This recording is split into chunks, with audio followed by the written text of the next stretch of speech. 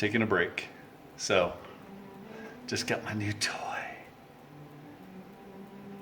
Anyways, I'm gonna try and fix this ceiling in here. I'm taking a break from tearing out the bathroom here. Well, I got quite a bit of it out, so I'm gonna clean that up a bit, go get the shop vac. But what I wanted to do, and the reason I got this texture sprayer, is we've kind of decided to keep the orange peel. I don't know if you can see it. We're just going to keep the orange peel up here.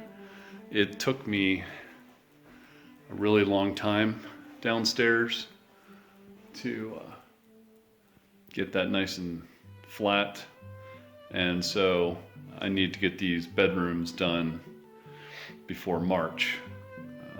That's when our household goods, when it comes out of storage. So I want to have the bathroom and these bedrooms done. And the reason is, on a previous video you saw how I was working on the ceiling there.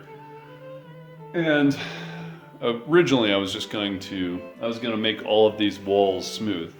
I was going to sand them down and get them all flat. Well, I was going to mud them and then sand them. However, since I won't have time, and it's not that bad. I hate it, but it's not that bad. But I have stuff like this where the screw had popped, so I'm gonna have to pull that screw, and I'll fix that. And they had knocked some holes in some of the other rooms up higher. So I'm going to do the orange peel texture and fix that so that I can put the fans, because I already switched the fan lines, the wires, over to these, so you'll be able to have a fan up there and it's centered on the room and not 12 inches off center, which was driving me batty. So I climbed in the ceiling for 2 days working on these 2 bedrooms to get that line, and now all I got to do is pretty much texture that, paint it, and then put the ceiling fans. We got the 4 ceiling fans in. They're just white, standard, all white ceiling fans.